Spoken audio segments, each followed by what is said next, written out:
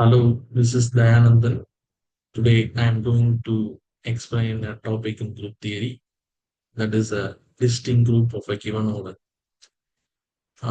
Here, distinct means it is the group is distinct up to isomorphism. That is non-isomorphic groups. We already know that isomorphic groups are structurally identical, even if their numbers or elements are labeled differently. There exists one-to-one correspondence between the two groups. These groups are called isomorphic groups. Here, distinct groups, in the name itself, it is distinct means it is non-isomorphic. That is, there is no correspondence between them. This is a basic idea about the distinct groups. Next, we move on to uh, some of the basic theorems and definitions to understand the essence of distinct groups of a given order. The first theorem is the Lagrange's theorem. The Lagrange's theorem says about the subgroup of a group, possible subgroups of a group. If a G is a finite group and H is a subgroup of G, then the order of H divides the order of G. It is a fundamental constraint on the possible subgroup of a group. If the order of G is a prime number, then H must divide the order of G. If H is a finite group, then the order of H divides the order of G. This is the Lagrange's theorem. Next, we move on to Sylow's theorem. Sylow's theorem provides information about the existence and the number of subgroups of prime power order, considering only the prime power. They are essential for the analyzing structure of finite groups. If the order of G is equal to P power or M, where P is the prime number and P does not divide M, then G as subgroup of order P power R. This is the Sylow's theorem. Next, we want to know about the cyclic group. As a group generated by a single element is a cycle. This is the basic idea about a cyclic group. Clearly, cyclic groups are abelian, which means the products also be the elements of the group, while the converse is not necessarily true. If A is an element of a group G, all integral powers of A, such as A square, A power Q, A power 3, and so on, must also be in G. If G is a finite group, there must be a finite positive integer n such that A power n is equal to E, which is the identity element. So that the final or the higher power element is the identity element, and other elements up to A power n minus 1 are the constituent elements. A trivial group. In trivial group means it consists only an identity element, while a non-trivial subgroup contains more than just identity element. G is just E, only one element. Then another is clean four group. The clean four group is a group with four elements, often denoted as E, A, B, C. E is the identity element. And A, B, C are elements such that each is its own inverse. That is A into A is equal to B into B is equal to C into C is equal to E. That is the identity element.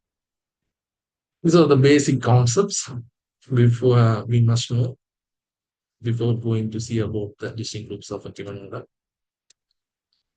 Um, it is therefore desirable to enumerate the distinct non-isomorphic groups of a given order. It is particularly easy to do so for all small values of it. We list below the possible structures of a group of order up to number 6. The higher orders are slightly complex. Up to 6, it is understandable.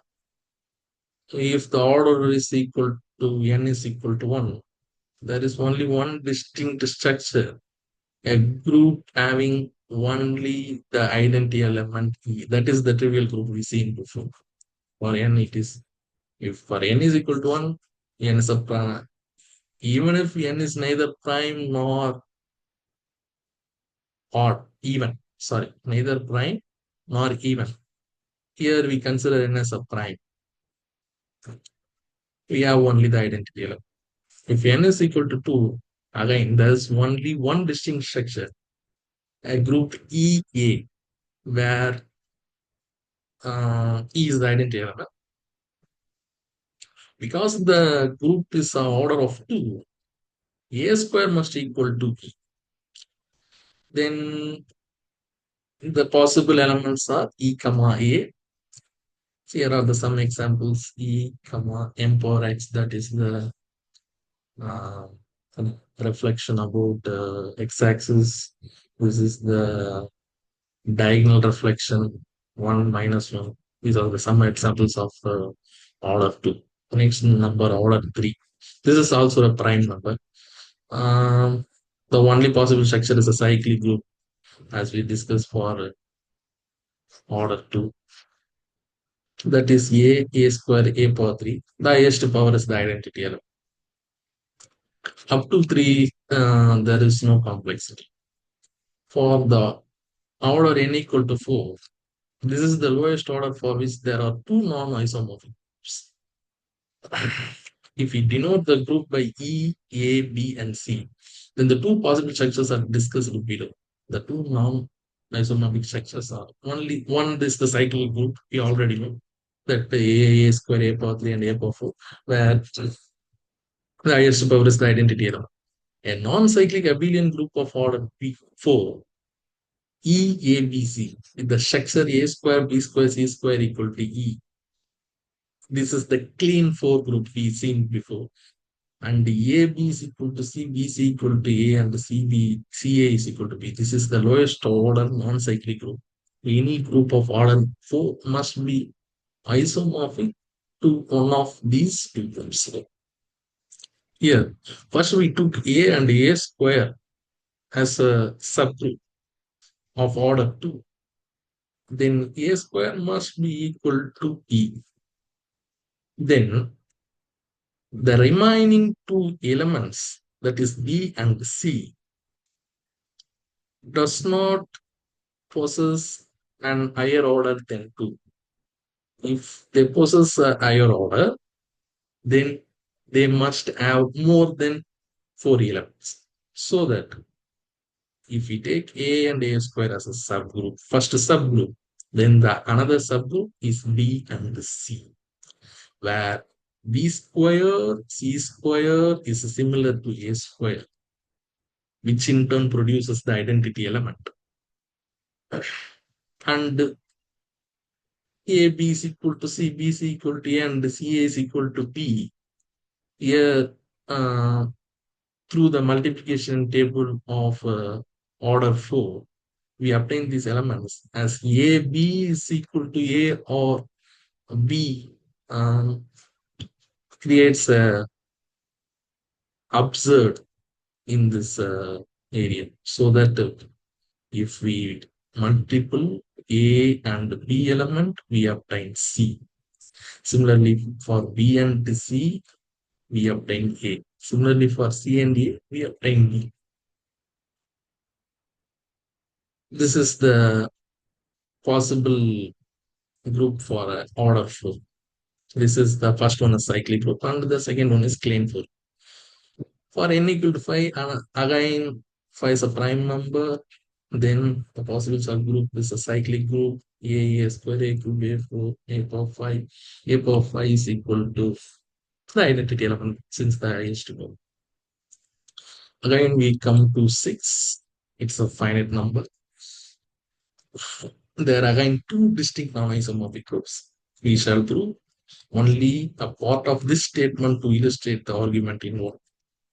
If the order of any one element is 6, it follows a cyclic group of order 6. A square and A cube. Similarly, for the order 5 and 4, 3, the cyclic group, the highest power is the identity element. For the second case, it is a book complex. Any group of order 6 must have a subgroup of order 3 by Lagrange's theorem. The subgroup of order 3 must be cyclic since it is a prime number. The subgroup of order 6 must also have an element of order 2 which commutes with the generator of the subgroup of the order 3. Using Syloh's theorem, we can show that the group of order 6 must be either cyclic or dihedral, isomorphic to S3. We are not isomorphic to the whole n equal to 6. Isomorphic to S3, a small subgroup containing 3 elements. Therefore, we have shown that there are exactly two distinct groups of order 6. The cyclic group A power 6 and the symmetric group S3. Here, we first take A as a subgroup.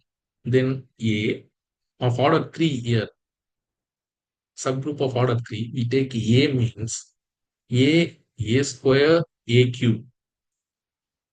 The highest power is the identity. We have 3 elements.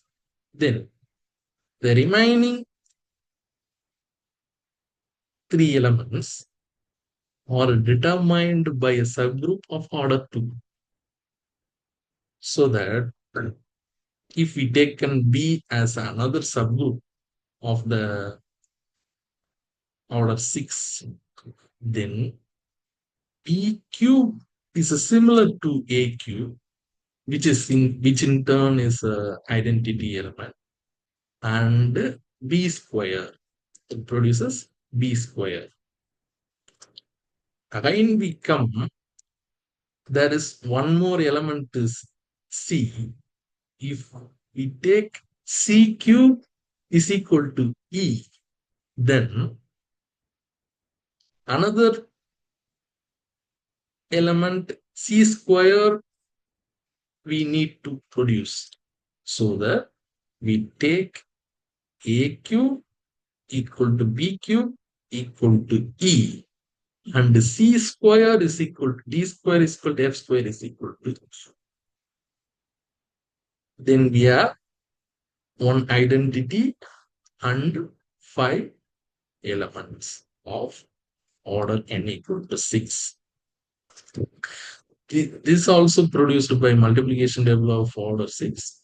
If we wrote the multiplication table, we can able to produce the multiplication factors like A is equal to F, C is equal to D, B is equal to D, uh, and others. This is the lowest order non-abelian group and is isomorphic to S3.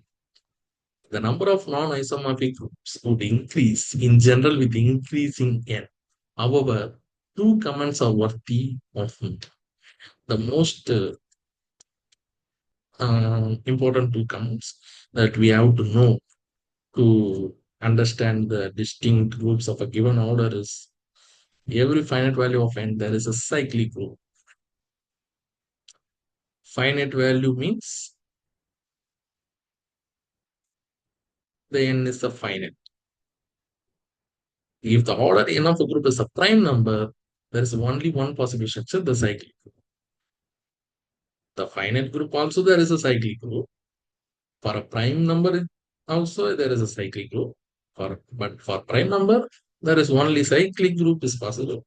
For finite number, along with the cyclic group, there exists some other non-cyclic group, which is also on a B. Thank you.